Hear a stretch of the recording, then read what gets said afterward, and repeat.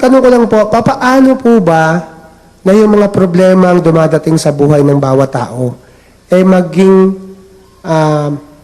daan upang makalimutan niya ito at lalo siyang mapalapit sa Diyos? Una, kasi ang buhay ay influenced by the power on high. The power on high, yung mataas sa lahat, ini-insist niya sa atin that He exists, that He is justice, that He is all-powerful. Hindi lang siya nagsasalita na maririnig natin, pero there is a way of God to show us that He is Almighty. Basahin natin ang 32-39 ng Deuteronomio. Tingnan ninyo ngayon na ako, sa makatuwid bagay ako nga, at walang Diyos sa akin. Ako'y pumapatay at ako ang bumubuhay. Ako'y sumusugat at ako'y nagpapagaling at walang makaliligtas sa aking kamay. Ayan. In this verse, ini-introduce ng Diyos ang kanyang power, ang kanyang sarili para sa tao. Dapat unang-una makilala mo, there is somebody na bumubuhay, pumapatay, sumusugat, nagpapagaling, walang makakaligtas sa aking kamay, sabi ng Diyos. Kahit pa ikaw ang the most powerful man on earth, pag dumating sa iyo yung takda ng Panginoon, hindi ka makakapagreklamo. Bakit? Mamamatay ka eh. Magkakasakit ka.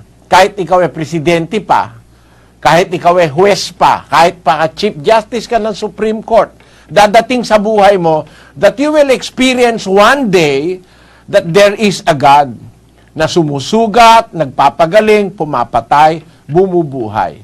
Ngayon, paano yung mga problema dumarating sa buhay ng tao? Paano niya makakalimutan yon para mapalapit siya sa Diyos? We have to work in coordination with God. Ang Diyos ay isang manggagawa, kapatid. Gumagawa siya ng mabuti araw-araw, pero nagpaparusya siya sa masasama. Kuminsan, pag dumating yung parusa ng Diyos, mamamangha ka kagaya ng mga iba, namangha doon sa nangyari sa Leyte. 25:32 ni Jeremias, ang sabi ganito po, pakinggan nyo. Ganito ang sabi ng Panginoon ng mga hukbo. Narito, kasamaan ay mangyayari sa bansa at bansa, at malakas na bagyo ay ibabangon mula sa kahuli-hulihang bahagi ng lupa. At ang mapapatay ng Panginoon sa araw na yaoy magiging mula sa isang dulo ng lupa hanggang sa kabilang dulo ng lupa. Sila'y hindi tataghuyan o dadamputin man o ililibing man. Sila'y magiging dumi sa ibabaw ng lupa. Akala natin po napakahirap na nung nangyari sa Leyte. Meron pa pong mas mahirap doon. Yung tiempong wala nang tataghoy, wala nang dadampot, wala nang maglilibing sapagkat patay lahat. Yun ay nakahula sa Biblia. Ito pong lahat ay mangyayari ito. Ako ay isa sa mga naniniwala na ang lahat ng sinasabing hula ng Panginoon ay nangyayari. Kaya, kailangan nating kumilala, first of all, na meron Diyos na nag-e-exist. And we have to work in coordination with Him. Kasi ang sabi po dun sa unang Korinto 3, versikulo 9, ganito nakasulat doon. Sapagkat tayo ay mga kamanggagawa ng Diyos. Tayo pong mga tao, tayo kamanggagawa ng Diyos. Ibig sabihin, ang main actor o ang main na gumagawa, ang Diyos, tayo lang ay kamanggagawa. We are collaborators of His work. Kaya nga, instrument tayo ng kanyang paggawa ng mabuti. That must be done. Gaya ng panalangin, Our Father, which art in heaven, hallowed be thy name, thy kingdom come, thy will be done on earth as it is in heaven. His will must be done. That is His will. But whenever the will of God is not being followed, whenever the will of God is being disobeyed, the will of God must be done. And what is the will of God? Pagka gumagawa tayo ng masama, marami siyang puwersa na pwedeng pakilusin, Pwede siyang magpalindol, pwede siyang magpa-tidal wave, pwede siyang magpabagyo. Basahin natin ng 9:5 ng Job. Na siyang naglilipat ng mga bundok at hindi nila nalalaman pagka nililiglig niya sa kanyang pagkagalit.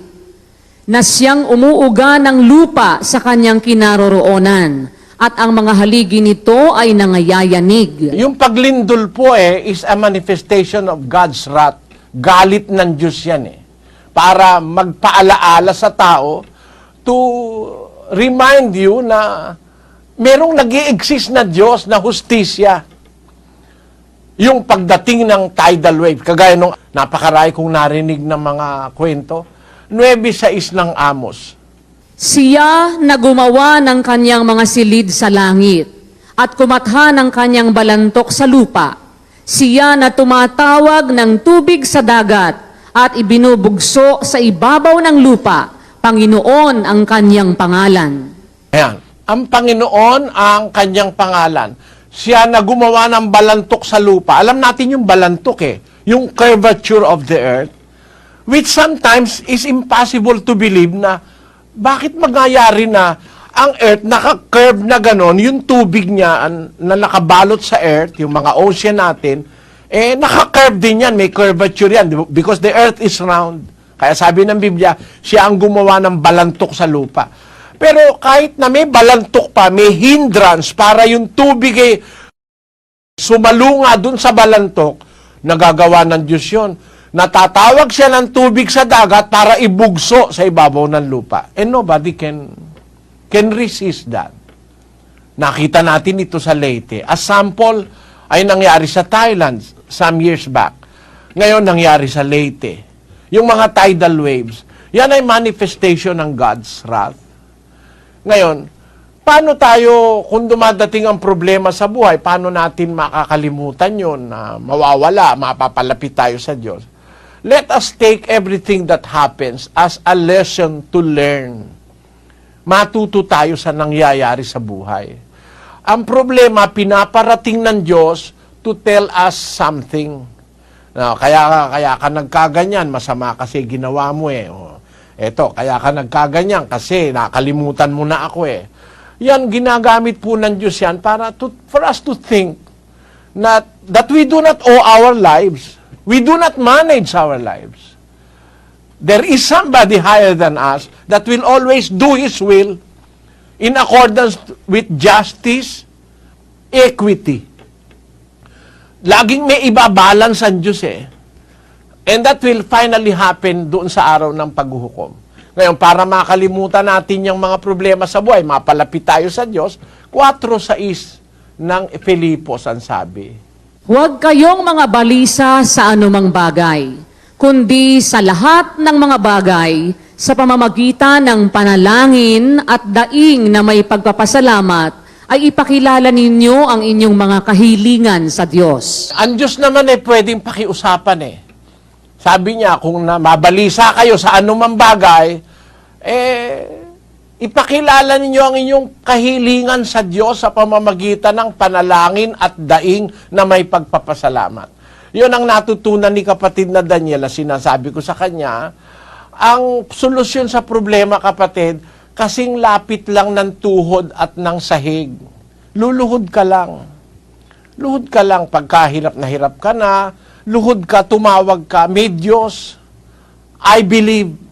Kung yung iba hindi naniniwala, but I believe that somewhere in the great somewhere, hears every word. Even in the darkest night, even in the worst situation, merong makikinig sa panalangin ng isang tao kung naniniwala ka sa Diyos. What we need is just to believe that there is somebody up there and to trust Him with all our hearts and to put on Him our cares. Gaya ng sabi ni San Pedro sa 5:7 ng unang Pedro, sa English, pakibasa mo, Sis Luz. Casting all your care upon Him, for He careth for you. Ilagak nyo sa Kanya ang lahat ng inyong kabalisahan, sapagkat kayo ipinagmamalasakit niya. For He cares for you. Like a